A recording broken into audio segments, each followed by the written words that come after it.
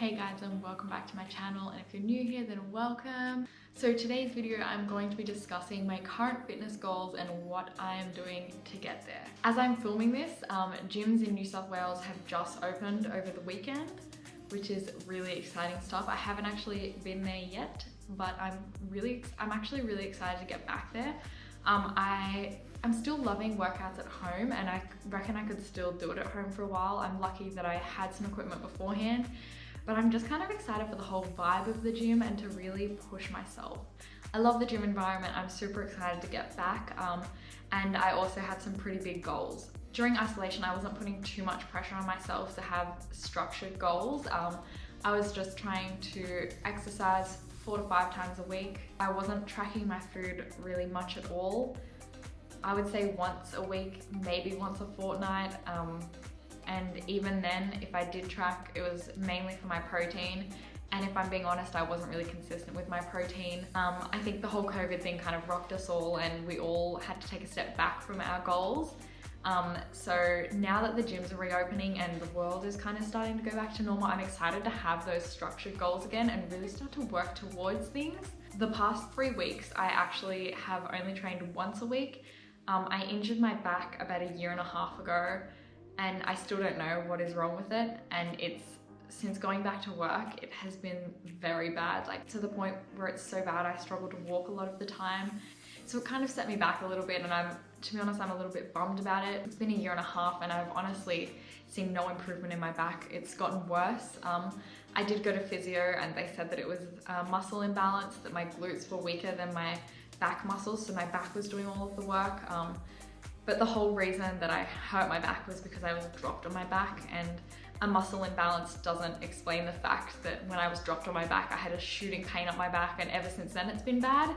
That's not a muscle imbalance. Like, you don't get dropped and then get a muscle imbalance. So yeah, I'm going back to the doctors, and fingers crossed they can give me some other answers and kind of help me figure out what's actually wrong so that I can get back on with my training properly. I'm going to talk to you about my goals, hopefully post finding out what's wrong with my back. So my main goal at the moment is to put on muscle. I am an ectomorph, so naturally I'm very slim, and it's very hard for me to put on muscle. I need to eat a lot of food. I need to have a very full-on training program, and I don't mean full-on as in training 7 times a week. I just mean full-on as in I need to commit to lifting heavier. I need to commit to my progressive overload. I really need to commit to put in the work to see muscle growth. And I know that it's going to be hard work, and there will definitely be some body fat gained in the process. I'm totally prepared for that. I'm ready to put in the hard work once my back allows. Yeah, I'm really excited to do like a proper building phase. So the last time I did like a kind of bulk, it wasn't properly a bulk, and it was like, yeah, I think I was literally on my maintenance calories. So it's going to be very different this time. I'm not sure how high my calories are going to need to get, but I'm just going to slowly increase them. So I'm going to talk you through the steps that I'm going to take to get to that goal of building more muscle. So the first thing I know I'm going to need to do, which I didn't really want to do until I was in a good place mentally, is I'm going to need to start tracking my food more. And that is purely because I know I don't eat enough protein, and I really need that accountability. It's so hard for me. I've spoken about this before. I just don't naturally eat a lot of protein. I don't crave protein, and it's really hard for me to hit those goals. And I know that I really need to commit and make an effort to eat enough protein, so I'm going to need to track my food more. As I said, I wanted to make sure I was in a really good headspace before I started doing this again, because I didn't want it to become obsessive again. Even if it's in a different way, I just didn't want to be obsessed with numbers. So I'm all for intuitive eating, and that is like my motto. I believe that everyone should eventually intuitively eat. But as I've said before, there are also times in your life where you may need to track, and me trying to put on muscle is a time where unfortunately I do need to track, and I've just got to know when my thoughts get a little bit obsessive or something to shut it down. And it's hard coming from a past with an eating disorder to kind of track the calories in a positive way, I guess. But I feel like I'm in a really good place at the moment. Obviously I want to get my back sorted out, but once that's sorted out, I do want to include more heavy lifts in my training program. I will also be doing lower rep ranges. So at the moment, because I don't have a lot of weight at home, I've been doing higher rep ranges, and that's just simply because it's what I have here. I do have some weight plates and I have a barbell, but for dumbbells, I only have 5 kilo ones here. So I literally can't go higher than that, which is really frustrating because I feel like I've also lost strength. But I feel like a lot of us are in the same situation. So honestly, I know a lot of people are scared to go back to the gym and feel weak and stuff, but if you just think pretty much everyone has been in this same situation. Some people might have equipment at home, but a lot of us didn't have the full equipment. And we're all going back at the same place pretty much. We've all lost strength. We're all not as fit as we were before probably. We're all coming in at the same time. So I think it's just, you've just got to be kind to yourself and go easy on yourself going back to the gym. Because I know that's something I was scared about. I was like, oh, I'm gonna be so weak going back. But everyone's pretty much in the same position. So you just gotta remember that. I'm going to be upping my protein intake. As I said, I haven't really been tracking it at the moment, but I would honestly say I'm probably sitting at like 100 to 110 grams, which is not enough for putting on muscle. And I know that, but it's, yeah, as I said, I kind of gave this time to myself to take a little bit of a break from tracking as well. But if anyone has any suggestions for good protein powder flavors, please drop them down below, because I've recently brought 3 tubs. I brought 3 different brands because I wanted to give them all a fair chance. I've always used Optimum Nutrition Gold Standard, and I really like their protein. So far, that's the best one I've tried. But I'm also open for suggestions because I feel like I want some new fun flavors. I tried Ghost and also EHP Labs. I enjoy EHP Labs. Ghost I actually didn't like that much, to be honest. So if anyone has any fun suggestions for brands, flavors, anything like that, I don't have a preference on if it's vegan or whey or anything like that. I'm open to any suggestions, just leave them down below because I really want to try something new. Maybe that will motivate me to eat more protein. So send them through, guys. I really need help. So as I said, my job is quite physical.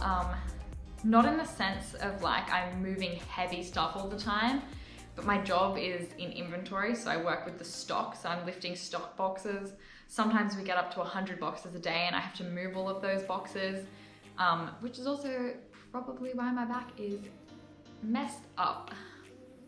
But I also get a lot of steps in throughout the day. I get around 20,000 steps a day easily just through work, like without anything else, no treadmill, no walking, just through work. I get about 20,000 steps, which also makes it harder for trying to gain muscle because I have really high NEAT levels throughout the day, which means I need to eat more calories to make up for that. I literally can't lower the amount of steps that I'm doing because that's just how many I need to do to get my job done. So that's where it's going to be sitting at, unfortunately, and I just need to eat more to compensate for all the extra movement I'm doing. But I don't actually know how high my calories will need to get, so I'm probably going to start by raising my calories by 100 every fortnight and see how that goes. I'm honestly estimating I'll need at least 2,700, but I honestly think it'll be more than that. Like if now I'm eating between 2,000 and 2,500, obviously it fluctuates throughout the week.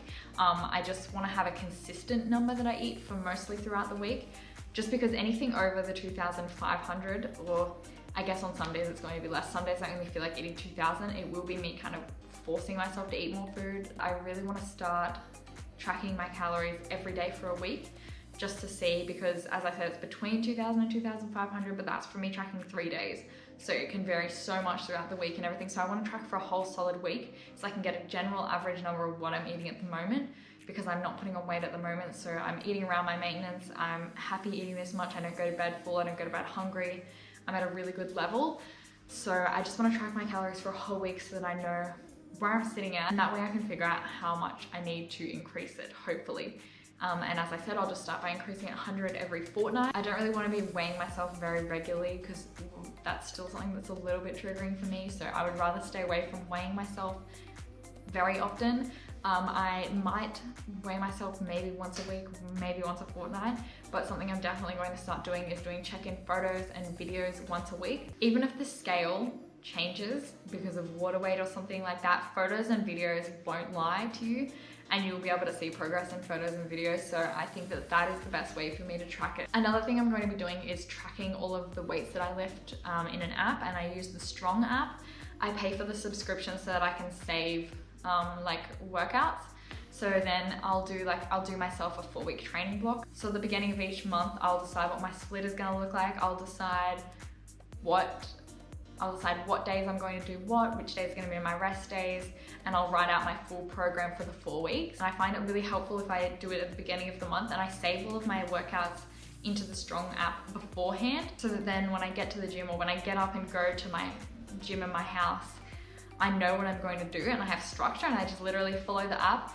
It also keeps track of what weight you lifted last time and also what reps you did last time. It also tells you a percentage you improved on last time. So if you did 1 more rep than last time, it just depends on how many sets and reps you do, but it could be like a 2% increase on last time, which is really awesome that it does that. I find that so motivating. Like every time I'm pushing myself to beat what the app said I did last time, I just find that so motivating and so helpful. And it really shows you that you're progressively overloading and you're lifting more weight or you're doing more reps. And I think that it's awesome. I'll actually link the app down below because I really enjoy it. I recommend it to so many people. It's awesome. It's helped me so much in the gym. Another thing I'm going to be doing is making sure I get enough rest. I always rest on Sundays. Sunday's always my rest day, and then I'll have one throughout the week. At the moment, my second rest day is Wednesday, which I'll probably keep, to be honest. It just works well with the split that I have at the moment. The split that I'm following at the moment is 3 lower body days and 2 upper body days. So I'm probably gonna keep a pretty similar split to that, if not the exact same. Another thing that I was kind of doing before my back got really bad, and that I'm definitely going to keep doing when I go into this growing phase, is starting each workout with compound movements. So on my leg days, it would have either been a squat, a deadlift, or a hip thrust. And then on my upper body days, I would do something like a shoulder press or a bench press. And they're just the movements that I really enjoy starting with. I don't have a set goal weight that I want to get to when I'm gaining, or I don't really have any set numbers that I want to hit because I want to stay clear of numbers. I just want to base it purely off of how I feel and how I look. I don't want to base it off numbers because, as I said, that can get quite obsessive. Yeah, I just wanted to do a really quick video kind of updating you guys on what my fitness goals are at the moment, what I'm going to be doing to get there. I'll hopefully be bringing you guys along the journey with me. I'm excited to see how this goes. I'm really hoping that my back gets sorted out very quickly. If it's not too bad, I'm still going to go back to the gym. I'm probably not going to focus too much on heavy compound movements like a squat or a deadlift, just because especially a deadlift puts a lot of pressure on your lower back, and if there is something wrong with my lower back, I really don't want to cause any further damage. I want to do everything that I can to make it better quicker. So that's going to wrap up today's video. I really hope you guys enjoyed it, and if you did, then please give it a thumbs up because it really supports my channel. And if you want to see more of my videos, then hit the subscribe button because I'd love to have you guys here. Bye.